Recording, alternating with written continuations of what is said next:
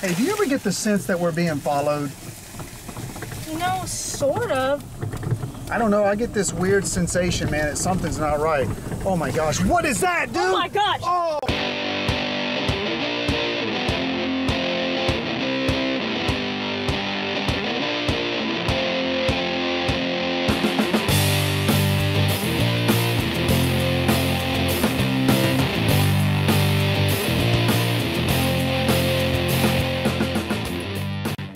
So check this out. This is our new sled that we just did a video on our archery upgrades. This thing is sweet.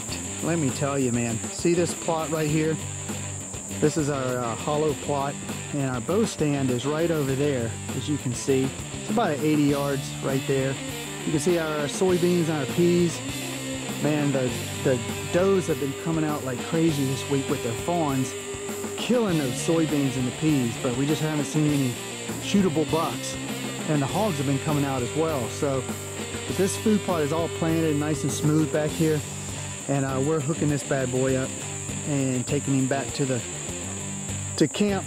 So this is really nice for practicing shots, real live, real-time shots in your food plots. And it's a lot different than taking shots at just bow targets at 20, 25, 30, 35. And then when you put one of these at 33.5 and it's a real, you know, live looking 3D deer out in your food plot, it really makes you think about your shots a little differently and all that. But these sleds are really cool, man. If you get a chance, build one of these for your 3D things, move around in your food plots, you'll have some fun.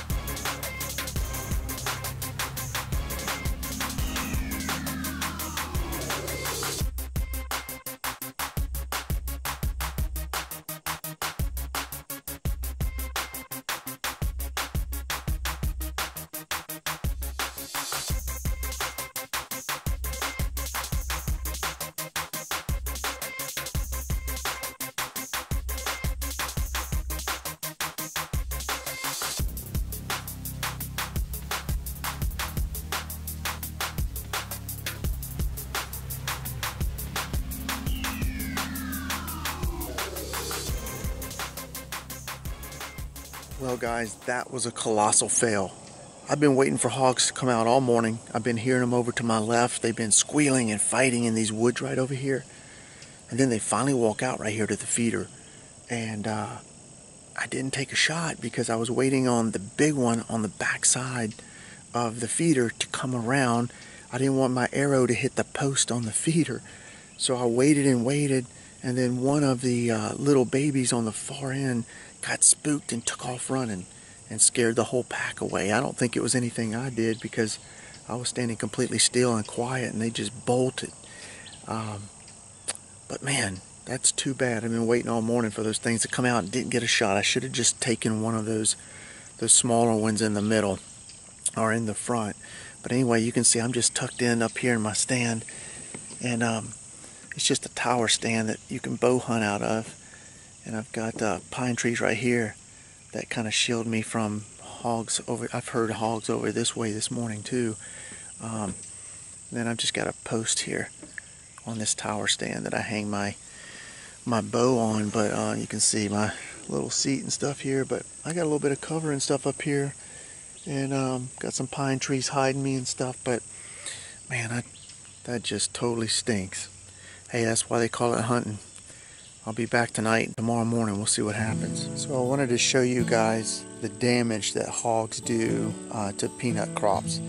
Let me show you what it looks like here. So what they do is they come out here in this field. You see that right there? They just take their snouts and they just root up these peanuts. They just pull everything out of the ground and they just eat the peanuts around the base with their snouts. You can see where they've been all down in here They've gotten all those peanuts. Look at all those peanuts just laying in that hole right there. That's just from them just digging them up and eating them. And you can see they've uprooted that whole plant right there. And everything will stay green usually with these peanuts because they still get moisture and stuff. And you can see them, all the stuff in there. They'll stay green. And but as you look across this, you really don't see the damage as much, because what they do is they basically just go around the roots, and they'll just eat the peanuts around the roots, and the plant will still live. So farmers' crops are being destroyed underneath the peanut plants, but the peanut plants are still green. So I know it's hard for you guys to see, but as I stand here and look at this, I can see where they've gone out through here and just rooted all the peanuts, or a lot of the peanuts in this area, and just rooted out the peanuts. So it's sad because this is just destroying these farmers' crops out here. I wanted to show you what happened with the hurricane coming up through central Georgia. We had our tower blind was blown over, but this is not important stuff. I mean, what happened to all the folks in Florida and Houston, that's important stuff. This is just deer hunting stuff. It's fun, and this happens. We didn't have this thing staked down, and I had a feeling that it was going to be over when we got here, and sure enough, it was blown over. But it looks like the only thing on it might be just the cab's a little bent on it, but it's not a big deal. It's just 1/2-inch piping anyway, and if I need to build another one, I will. It was probably just one big puff of wind, and that baby went over. But again, this is just minor stuff. We'll stand it back up and slide it back into position, and we'll be done with that. So when I'm done with food plots, I always like to throw on my box blade and run around the farm and just smooth down all of our roads. We have some areas where hogs have just really pitted out the roads and dug them up, and I like to go around and smooth them down before hunting season, really. And this is just a nice piece of equipment, man, that makes your roads nice and smooth. It makes it really smooth for the carts. And I tell you what, this is worth its weight in gold right here, just because this thing is the Mac Daddy of getting these types of roads nice and smooth. So anyway, I've got my cup of coffee, and I've got my roads ahead of me, and I'm just going to go cruise and watch it get smooth.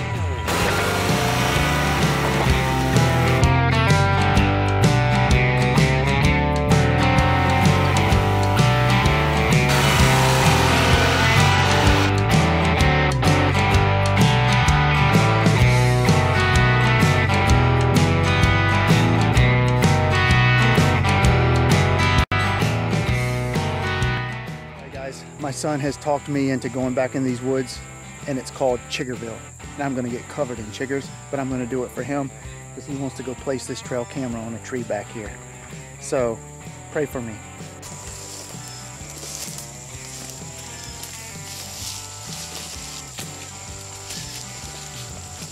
It's a pretty nice trail.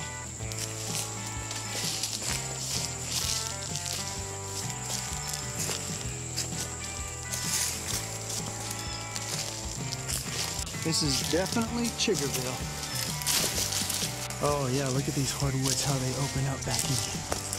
These are nice. Where did our ground line go that was back in here? It's further back. Oh, I see it further. We had a ground blind back here somewhere. One of those little pop-up tents. And I don't like those things. They're so small. Or the one we have is small. And You can't bow hunt out of it. you can't bow hunt out of this one. I know some of them you can. We just don't have the right one for doing that. And they sit on the ground, man, so they get all kind of critters in them. And when you're getting into them in the middle of early in the morning, in the dark, it's just not, it's not fun. So anyway, hey, where is that ground? I don't even see it. It's laying right over there. Is it on the ground? Oh yeah, it's done, dude. That thing is done. Where is it? I think Irma destroyed it. There it is, I think. Yeah, there's our ground blind. What's left of it. Oh well, that's what happens when you use those soft ones, but I'm gonna build a hard one back here, and we'll put it back in here. This is some nice woods when the fall knocks all the leaves off, and we get a lot of traffic back through here. So we'll see. Let's find, what tree you gonna put it on, buddy? All right, so we found a tree to put this trail cam on, and this is not one of our normal trail cams. You guys know we usually use Brownings, and this is just one that my father-in-law picked up, and we would just want to try it out. But it's not one I typically use because it doesn't have the 1/4-inch screw in the bottom for tripod use, and it also doesn't have a 12-volt plug in it, so you can't plug in external batteries. But for the price, I think he paid, I don't know, $70 for them.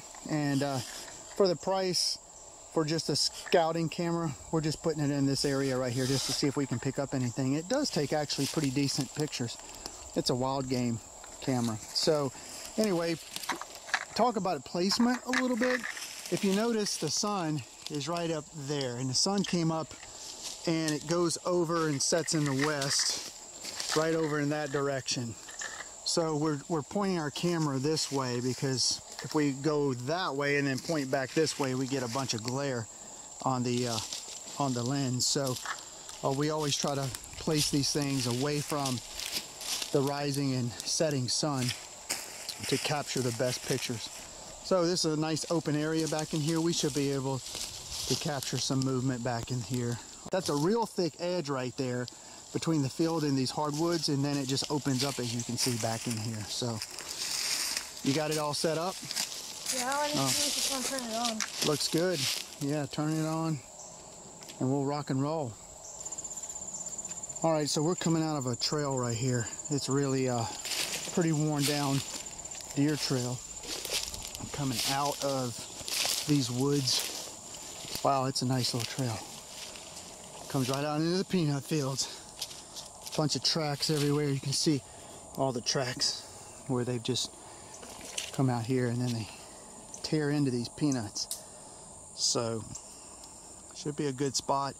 This is a really quiet area on the property here, and it should be a good area to find some bucks moving through. So we'll get back down here to our cart and get rolling again. All right, guys, this concludes our short trip up to the farm. We just came up for a few days to do a little bit of bow hunting and finish off our food plots, and we got everything done.